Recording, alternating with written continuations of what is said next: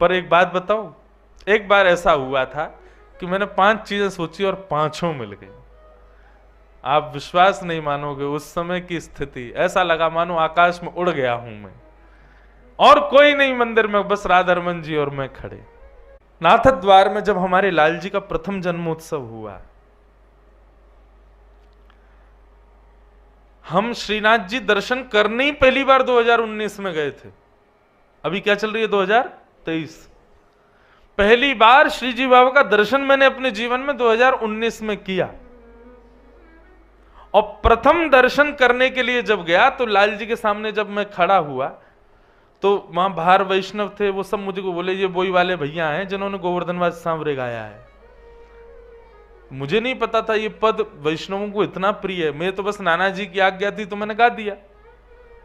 लेकिन नाना जी एक बात बोल के गए, बोले कृष्णदास जी ने जब ये पद गाया, चतुर्भुज दास जी ने, तो ठाकुर जी ने उनको आज्ञा की कि इस पद का नित्य गान करने वाले को मैं निश्चित प्राप्त हो जाऊंगा।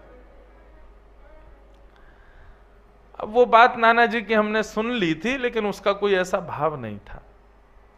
पहली बार नाथ द्वार दर्शन करने गए, उसके पीछे भी कारण ये था, हमारी सबसे छोटी बहन का ब्याह हुआ पुष्टि मार्गीय परिवार में, और वहां नियम है कि विवाह होते ही दंपति नाथ द्वार प्रणाम करने जाते हैं। तो वे प्रणाम करने जा रही थी, उनका मुझ पर फोन आया, बोले तुम कहाँ हो? मैंने कहा मैं अहमदाबाद हूँ। बोले वहां से आ जाओ, 4 घंटे लगेंगे। मैंने कहा ठीक है, हम कभी गए भी नहीं, नाथ द्वार चलते हैं। प्रथम नाथ द्वारा दर्शन करने गया और सब बाहर से कह रहे थे, बोले भीतर वो पद जरूर सुनाना भैया गोवर्धनवास सांवरे। मैंने कि सुना दूंगा। जैसे ही मैं ठाकुर जी के श्री जी बाबा के सामने गया, मुझे लगा ही नहीं कोई प्रतिमा है, ऐसा लगा कोई ग्वारिया बालक खड़ा है सामने। और उस समय पद की 2 पंक्तियां गाई ठाकुर जी के आगे, और पंक्ति गाने के पश्चात बस मन में ये भाव आया, लाल जी आप ब्रज से दूर क्यों आ गए? वृंदावन से नाथ द्वार पहुंचने में 10 घंटे लगते हैं, इतने दूर बैठे। मैंने कहा अरे ब्रजवासी से ऐसो कहा बैर इतनी दूर आके बैठ गए हो? लाल जी हम ब्रजवासी खूब सेवा करेंगे, चलो वापिस हमारे संग। ये भाव अपने आप मन में प्रथम दर्शन में आया, और उसी का परिणाम बाहर आए। एक वैष्णव ने कहा महाराज जी आपका एक तोहफा हमारे पास है। मैंने लाओ दो, और वो हमको गिरधर लाल जी दे गए। बोले लो ये अब आपके संग सदा विराजेंगे। मैंने कि मुझ पर श्रृंगार का सौ भी नहीं आता। बोले ये सब करा लेंगे, आप ले जाओ बस, आज तक विराज रहे हैं। मैंने तो कृपा का प्रत्यक्ष अनुभव किया कि उस पद का ही परिणाम गोवर्धनवासी सांवरे पद का, कि ठाकुर जी पधार गए। मुझसे कई लोग कहते हैं महाराज जी हमें आपके जैसे ठाकुर जी चाहिए। मैंने कि बेटा ये तो आवत प्रेम के मोल रे। मैंने कि बेटा पहले प्रेम करो। मैंने कि यूं मत पूछा करो कितने के लाए कहां से लाए, तुम प्रेम करने लगो ये खुद आ जाएंगे तुम्हारे पास। और मैंने कहा ये जो पद है ना गोवर्धनवासी सांवरे, इसका नित्य गान करो। बस भोग लगाते समय, शयन कराते समय, श्रृंगार करते समय मत गाओ, क्योंकि इससे ठाकुर जी को विरह होता है, ठाकुर जी को याद आती ब्रजवासियों की। तो श्रृंगार हो जाए, भोग लग जाए, उसके बाद ठाकुर जी खाली बैठे तब ये पद सुनाओ। ठाकुर जी शयन कर रहे हैं और आपने पद गा दिया, रात भर बेचारे रोमेंगे, सुर सुर करेंगे नाक से ब्रजवासी की याद में। इसलिए ये पद तब सुनाना जब ठाकुर जी अवकाश में बैठे हो, खाली हो, कोई लीला नहीं कर रहे हो। लेकिन ये पद बंधुओं रोज सुनाओ अपने ठाकुर जी को। हम आपको विश्वास से कह रहे हैं, हमारे पास तो लाल जी पधार गए, आपके पास प्रत्यक्ष लाल जी आ जाएंगे, ठाकुर जी अपने आप आ जाएंगे। भक्ति क्या है बंधुओं? चिंबक है, और चिंबक में जितनी ज्यादा पावर बढ़ाते जाओगे नाम जप और अपने साधना से, उतनी जल्दी ये चिंबक का आकर्षण करने वाले ये जो लाल जी हैं, ये दूसरी चिंबक हैं, ये आपकी चिंबक से आके ऐसे चिपकेंगे कि छूटाए ना छूटेंगे, फिर तो लिपट ही जाएंगे, एक ही रह जाएंगे फिर। तो मैं क्या बता रहा था, नाथ द्वार में मैंने पहला उत्सव किया ठाकुर जी का, तो उसमें मैं ठाकुर जी का श्रृंगार करता था, और श्रृंगार करके 9 बजे आके मंच पे बैठ जाता था। दर्शन नहीं कर पाता, दर्शन करने जाता था मैं शाम को उत्थापन के, तो पूरे दिन उत्सव रहता था।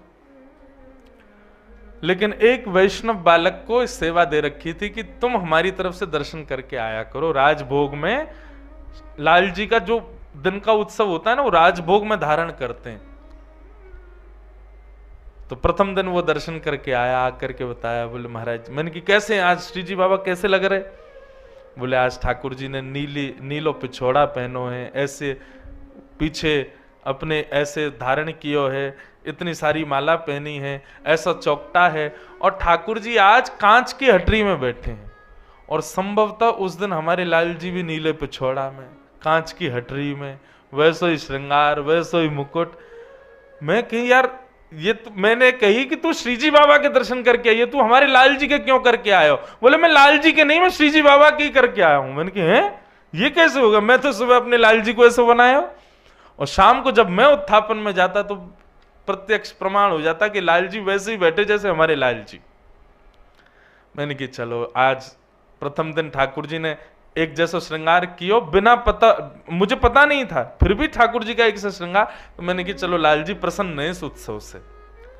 अगले दिन हमने ठाकुर जी को लाल पिछोड़ा धराया, और अगले दिन मोतियों की हटरी में हमारे लाल जी बैठे। मैं दर्शन कथा करने आ गया। कथा करने के बाद में वो बालक फिर मिला। मैंने कहा हाँ भाई, आज ठाकुर जी कैसे लग रहे हैं? बोले आज श्री जी बाबा ने लाल पिछोड़ा पहनो है और मोती की हटरी में विराज रहे हैं। मेरे हाथ पांव कांपे। मैंने कि भाई तू यार तू सही बता। बोले सही बता रहा हूं महाराज जी। और शाम को फिर उत्थापन में मैं दर्शन करने गया तो वैसे ही ठाकुर जी। मैंने कहा ये कुछ तो बात है।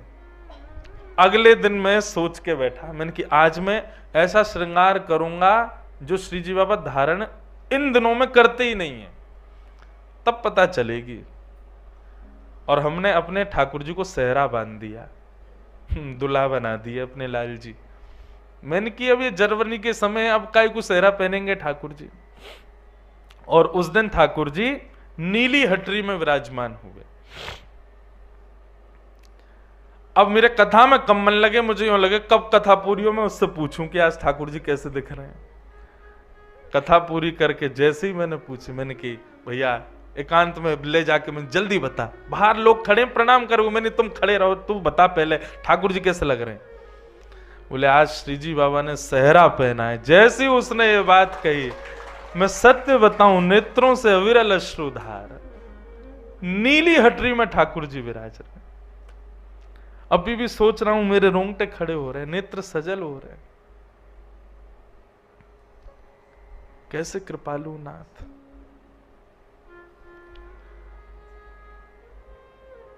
तो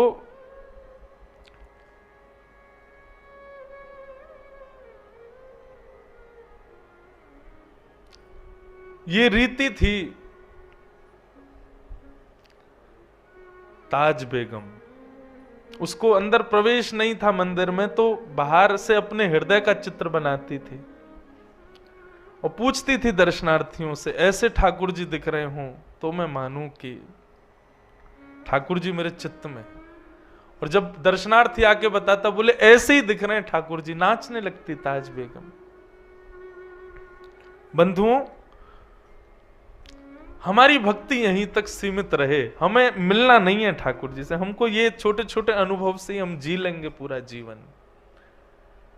हमको प्रत्यक्ष दर्शन की अभिलाषा नहीं है।